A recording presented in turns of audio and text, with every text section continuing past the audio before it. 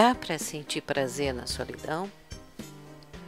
Continuando a discutir os itens que numerei no vídeo Aprendendo a Rir de Si Mesmo, passo agora a desenvolver contigo o item 10. Você já descobriu que estar sozinho é prazeroso. Os conceitos de estar sozinho e solidão são comumente tomados com o mesmo peso emocional. Estar sozinho, assim como solidão, tem peso de rejeição, abandono, marginalidade e etc., pelo menos na maioria das vezes. No entanto, podemos descobrir prazer e, em certos momentos, até preferir ficarmos sozinhos. Mas não é assim que a maioria de nós encara esse fato. Vejamos então o que podemos fazer para apreciarmos nossa companhia. Leitura. Leitura é uma atividade basicamente solitária, mas se estivermos lendo um romance ou aventura, estaremos acompanhados o tempo todo com os personagens cujas imagens nossa mente constrói com as dicas do autor. Se estamos lendo um estudo que nos interessa, também estamos em uma atividade solitária, mas acompanhando o que o autor descobriu ou está nos contando de suas descobertas. E a partir daí, você pode começar a perceber o quanto a sua própria companhia pode ser agradável. Você tem imaginação, sabe construir imagens, sabe se encantar e sentir-se viajando e visualizando os lugares que o autor indica e que sua criatividade constrói de um modo muito particular. O problema maior que temos é que leitura não é uma atividade valorizada. Pelo contrário, reservamos a leitura para aqueles momentos que podemos perder tempo ou quando não temos mais o que fazer. Além do mais, existe uma aversão comum à leitura. Acredito que isso se deva ao sentido implícito de perda de tempo, junto com a má qualidade de muitas publicações hoje em dia. Entretanto, só aprenderemos a separar o joio do trigo se conhecermos o joio e o trigo, não é? Leitura não é algo incentivado, mas sim algo que é deixado para o momento que não temos mais o que fazer. Dificilmente não temos mais o que fazer. Temos o nosso trabalho, obrigação, a TV, computador, conversa com amigos, para não nos sentirmos solitários, jogos e etc. É preciso que desvinculemos tais relações, leitura versus perda de tempo ou leitura versus quando tivermos tempo. Analisando novamente a necessidade inconsciente que nos assombra de estarmos cercados de pessoas, podemos perceber também que pessoas que mantêm atividades solitárias nem sempre são bem vistas.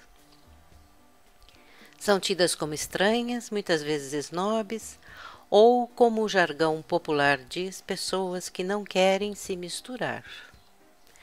Além disso, somos ameaçados constantemente com a ideia de que precisamos ter amigos ou companhia devido à nossa possível necessidade no futuro. Explico melhor. Somos incentivados a manter relações com outras pessoas pela possibilidade futura de precisarmos deles, e somos orientados a agir com os outros visando essa garantia futura. Mesmo não existindo uma dependência real atual, agimos de forma inconsciente, pensando na retribuição futura. O futuro, segundo essa forma de pensar, é supersticiosamente garantida pelo medo. E esse medo que alimentamos nos mantém na dependência de outros. Infelizmente, cultivamos a maioria das nossas relações muito mais por medo de agirmos sozinhos. Mas não é esse o único problema. Outro problema é que, na medida em que acreditamos que seremos incapazes de cuidar sozinhos de nós mesmos, regulamos nossas ações em função dessa crença. Isto é, não exploramos nossas reais possibilidades, não ousamos além do que a limitação dessa crença nos impõe. Se formos muito eficientes além dessa nossa crença, vamos descobrir que precisamos menos dos outros do que fomos orientados a pensar. Veja bem, não precisar do outro não significa não gostar, não amar. Há uma vinculação na interpretação de não precisar com não gostar, mas isso não precisa ter tal significado. Quando fazemos tal vinculação, essa descoberta provoca um conflito que não queremos sentir. Está incluído nesse conflito, inclusive, a confusão de ideias de que não depender é não gostar do outro ou outros. Ao nosso conceito de independência está ligada a crença de frieza de sentimentos, coisa que não corresponde ao que realmente ocorre com pessoas independentes. As colocações anteriores se referem a bloqueios que usualmente temos e nem ao menos percebemos.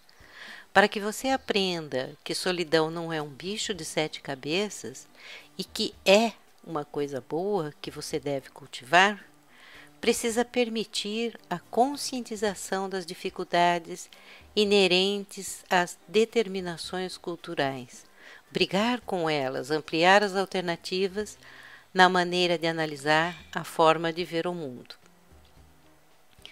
Os medos que sentimos ao nos permitirmos tal abertura são perfeitamente compreensíveis, pois desde pequenos somos ensinados que nascemos com o pecado original, entre outras tantas falas que só atuam como demérito e desvalorização do ser humano. Isto é, você é por princípio um ser inferior, já nasce pecador, embora nem saiba o que isso significa. Essa e outras crenças culturais semelhantes enfraquecem as tentativas de desenvolvimento do ser, considerando-se que essa e outras mensagens da mesma categoria são-nos passadas com frequência altíssima.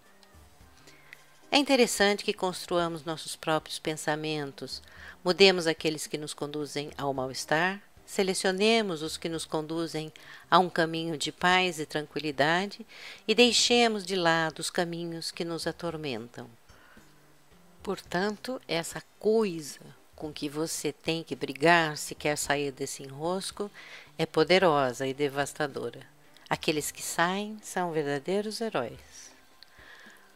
Gostaria de falar a respeito de outras atividades solitárias que você também pode fazer, mas fica para outros vídeos, porque, como você viu, só falando de leitura esgotei o meu espaço. Em seguida, um esclarecimento sobre pecado original. O pecado original. Embora haja entendimentos diferentes a respeito do significado do pecado original, a posição que é mais aceita e passada na educação é que o pecado original existe para todo ser humano pela herança recebida de Adão e Eva que desobedeceram às ordens de Deus. Esse vídeo é oferecido por Equilibre Cursos e Treinamentos. Agradecemos a sua audiência e convidamos para voltar sempre.